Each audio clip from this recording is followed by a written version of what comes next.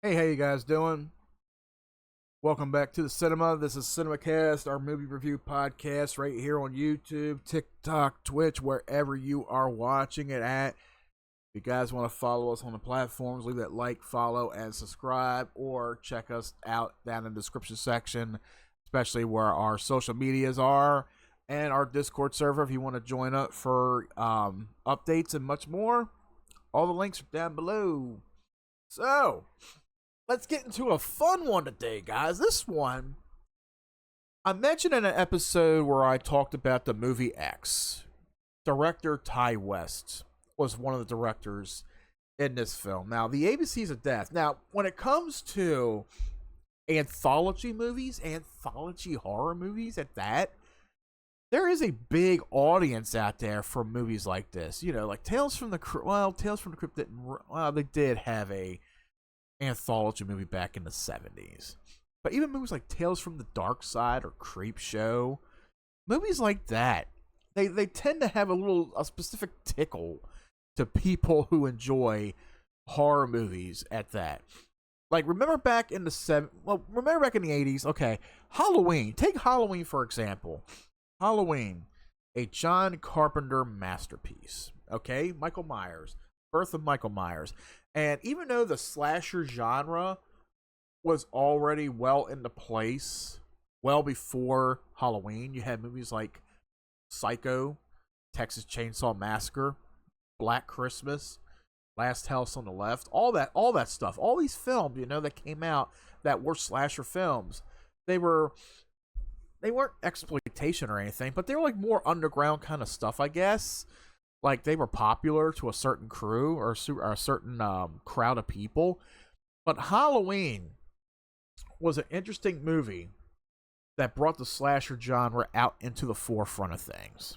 That's exactly what it did. It made it a little more popular. It didn't take off well at first, but then it started catching on. More and more people went to see it, and it became a true phenomenal thing. The movie Halloween became a true phenomenal thing. Michael Myers is a well-known horror icon.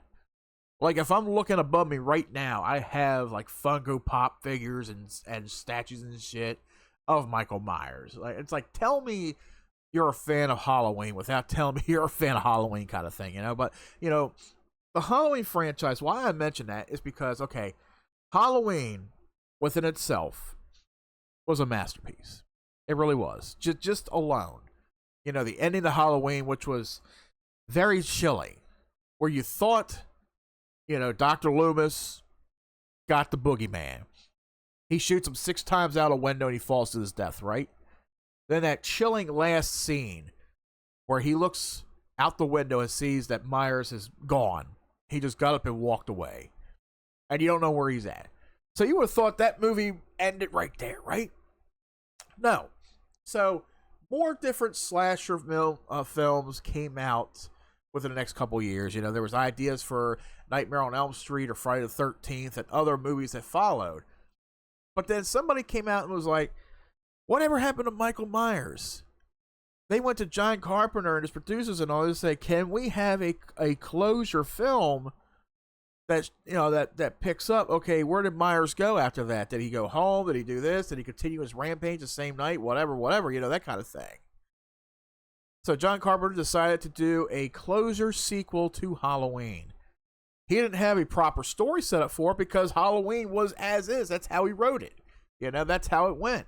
But people were wanting a sequel. They were wanting him to do a sequel to close it out. He said, okay, whatever, So they wrote the script for it. He did it the best he could. Now, Halloween 2 was very underrated, but it doesn't have much of an impact as the 1978 Halloween.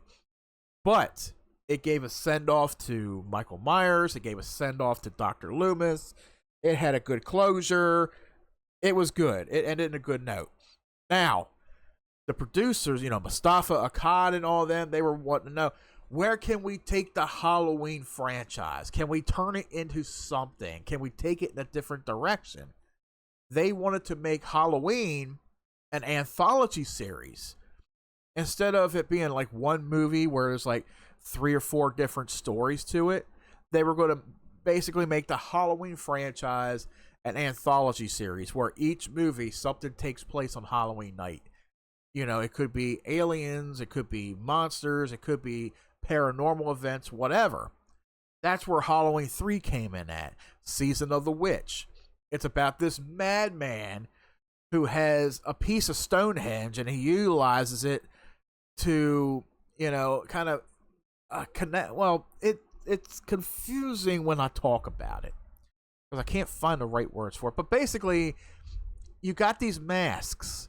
There's 3 different masks in the movie. There's a witch, a skeleton, and a pumpkin mask. So they go into production with these masks, but they incorporate this little microchip that you don't know it's a microchip till later on in the film onto these masks. And on Halloween night, every kid in the world watches this commercial that they advertise on Halloween night. And it's very epileptic. You know, it's flashing on screen, the music's playing real fast, and it's supposed to activate this chip. And it does something to the kids. It kills the kids. It kills the kids, and then you got all kind of things coming out if it's out of its mouth, like snakes and bugs and all kind of shit coming out the body, and ends up killing all the families around. So it's about a madman who finds a way to play one big practical joke, returning Halloween to its roots, as they say, you know. And the movie is genius within itself. It's not a fan favorite. Not a lot of people liked Halloween 3. I personally do. It's different. Maybe if it wasn't part of the Halloween series as I thought growing up, but then I learned this is what they wanted to do. They wanted to turn it into an anthology series, which made it different. But people didn't like it because they were like, why were the first 2 Halloween films focused on Michael Myers, but not Halloween 3? And not a lot of people got that. You know, they didn't come out and say, we're going to make it like an anthology series. They just released Halloween 3, Season of the Witch. It's very different. So what they do, they went back to basics. They did Halloween 4. They brought Myers back. They brought Loomis back. And then it was a trail of Halloween movies, you know, that you know, just turned into a franchise that people are beloved with. But that's where I'm getting at. Halloween could have been, and probably should have been, an anthology series. That I kind of like that idea, where you got a film series where each film is different than one, you know, the last one. You know, kind of like Tales from the Crypt. Tales from the Crypt had 3 or 4 movies right there, and each movie was different than the other. You know, it had a different tale. It was something different. I seen, you know, like Demon Knight. You know, I'll do a review on that. Bordello of Blood. I'll do a review on that soon. And then there was another one. I forgot what it was. But yeah, the anthology movie series, it's like there's still some that are around, but it's not as big as it should be. It's not as big as it should be. Now, there are still anthology films out there. They released on platforms like Shudder. You got movies like the VHS series, which there's some hit or miss. They're hit or miss. Some are good, some are like tongue in cheek, and then there's like, maybe they should have kind of stopped. I don't know. But then comes a movie like the ABCs of Death. Now, this one has different directors. It has various directors. It has various writers. And a lot of them are foreign, you know, but there's some names I can pronounce, like Ty West, Angela Bettis, Ben Wheatley, Lee Hardcastle, and such. So there's a total. Okay. Your typical anthology movie has like what, 3, maybe 4 tales of terror, right?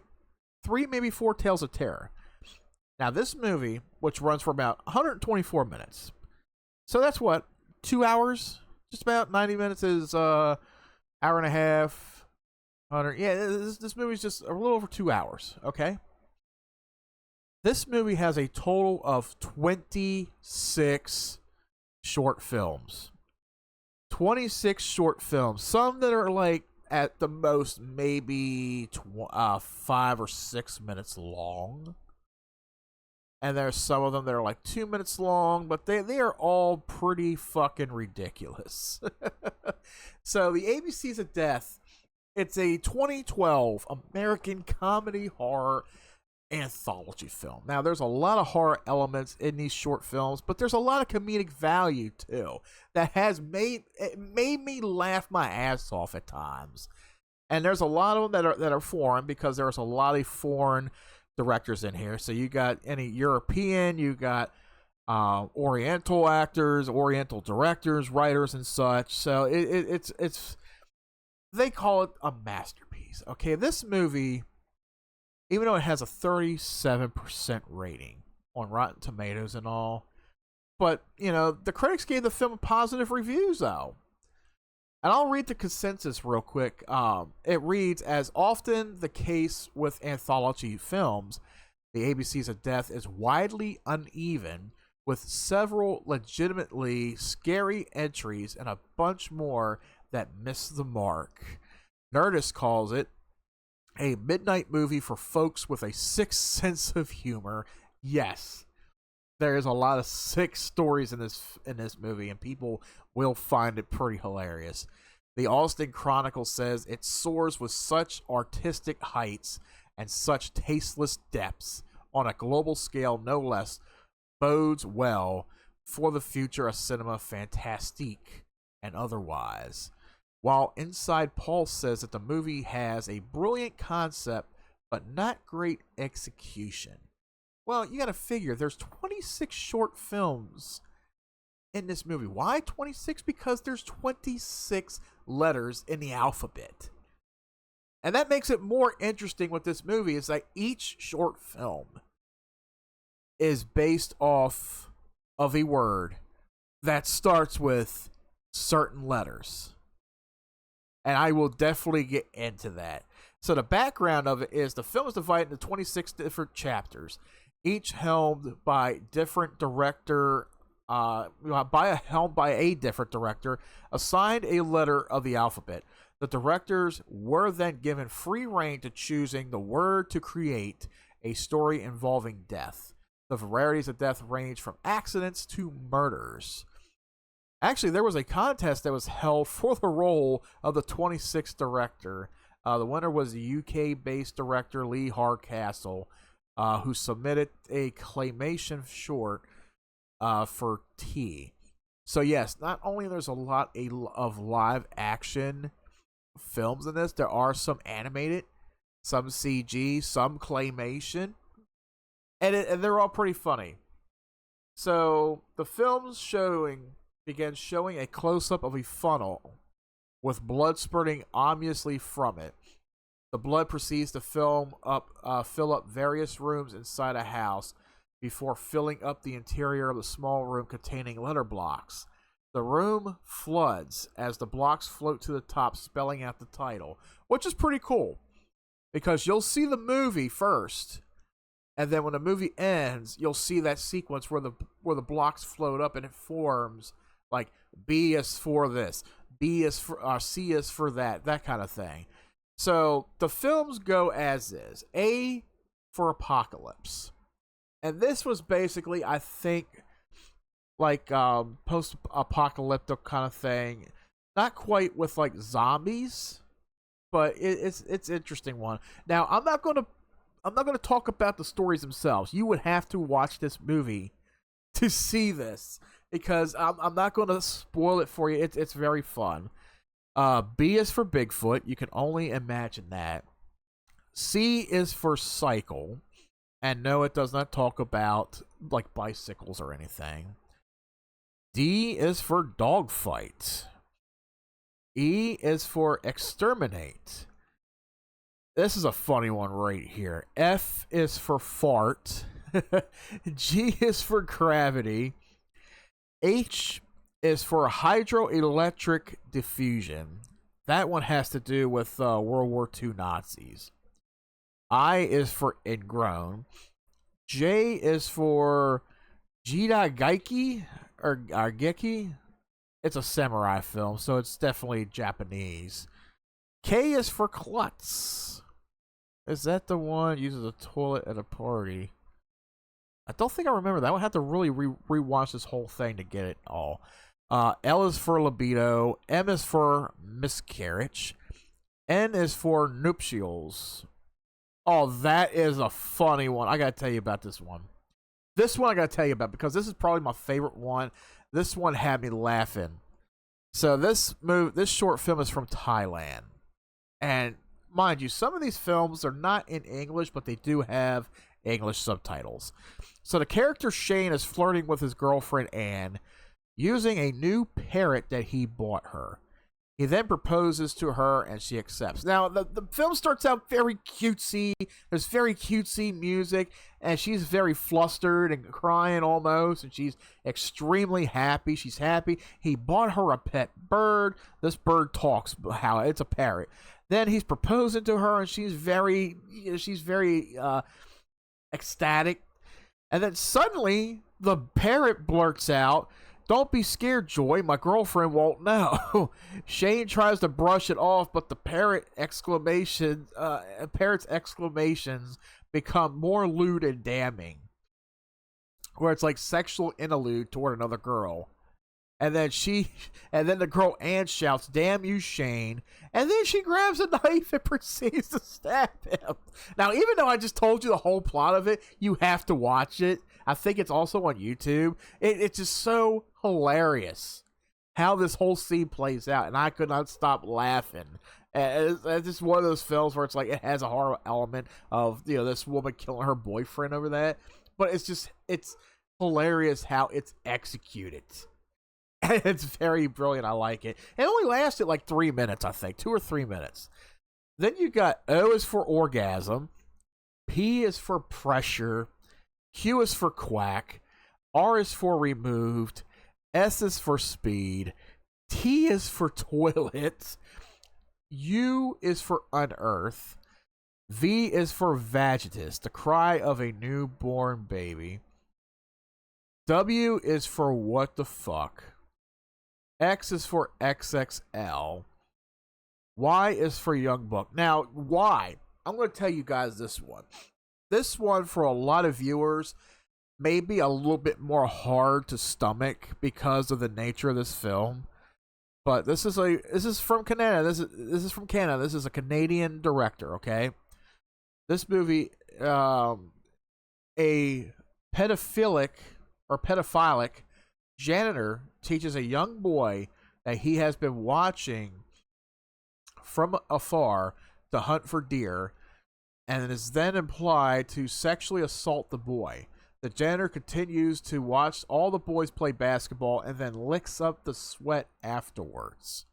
The boy, haunted by his time with the janitor, appears in the gymnasium and kills him with a severed head of a deer.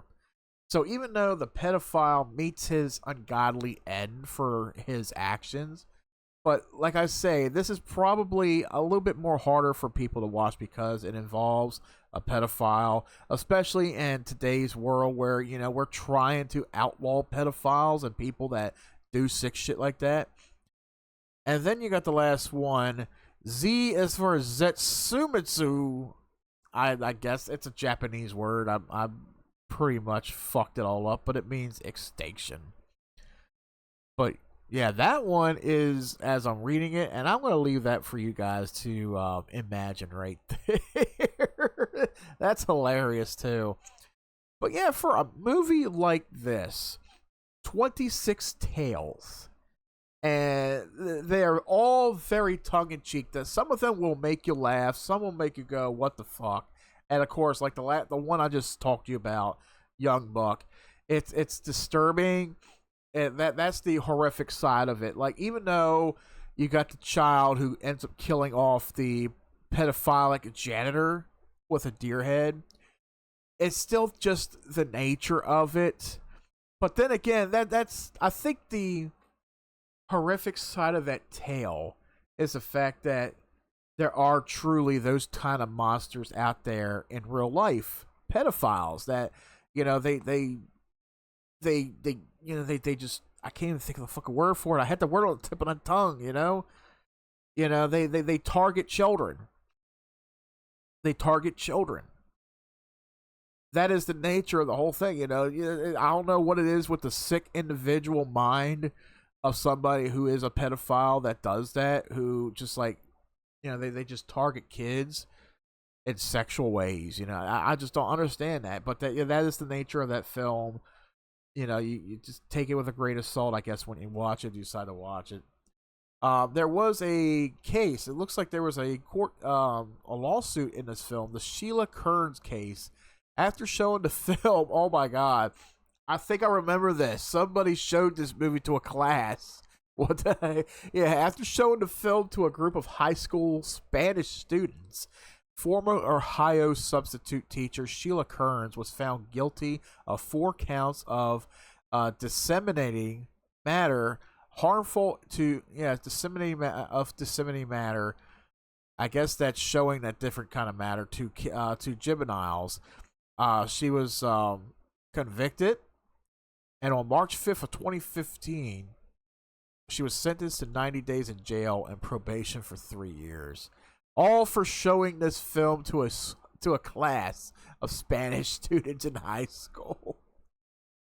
I was watching Hellraiser when I was 5 years old. Like, are you gonna jail my kindergarten teacher because I was watching movies like Hellraiser, RoboCop, Return of the Living Dead, Friday the 13th, Halloween? Like, come on, kids grow up on that shit. We watched horror films, we watched action movies back then that were R-rated and shit. Like, I didn't turn out to be a serial killer or anything, but nowadays they're like, yeah, you can't do that. Yeah, well, my kids watch horror films, so it doesn't matter. I don't give a shit. But yeah, this movie, like I said, this movie is very interesting in a matter if you're into anthology movies. And this one, I've seen it a couple times.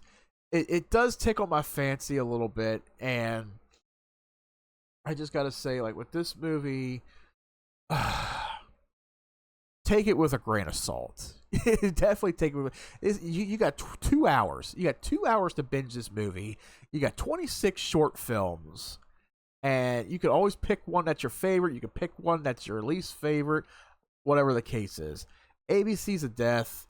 This movie, I gotta give it a 6.5 out of 10. This is probably the first episode of Cinemacast where I do half, where I do a half. So I would give it a 6.5 out of 10. It's got a variety of nature in this film. There's a variety of different things going on in this movie, and you can pick and choose from it. You can hate the whole movie, you can love the whole movie, you can hate half of it, you can love a quarter of it, whatever that may be. This is a movie that you probably be interested in seeing, and I think it may be streaming on some of the free platforms like Tubi or whatever. But remember, ABCs of Death, give it a once-over. If you guys like it, let me know down in the description section if you're watching on YouTube. Let me know what you think about this movie. Did you enjoy the ABCs of Death? I mean, I did my first go-around. I probably will watch it again. It's very interesting. So, that being said, guys, that's going to mark the end of today's episode of Cinemacast. It's probably the shortest episode I've had so far of the movie review podcast series. Today's feature, the ABCs of Death. What did you think about it? Leave us a comment down below. And guys, if you want to follow us on any of our other streaming platforms, if you want to follow us on social media and our Discord, links are all down below in the description section if you guys want to check it out. Guys, thank you for joining me today for today's feature of the ABCs of Death. And until next time, we'll see you right back here at the cinema.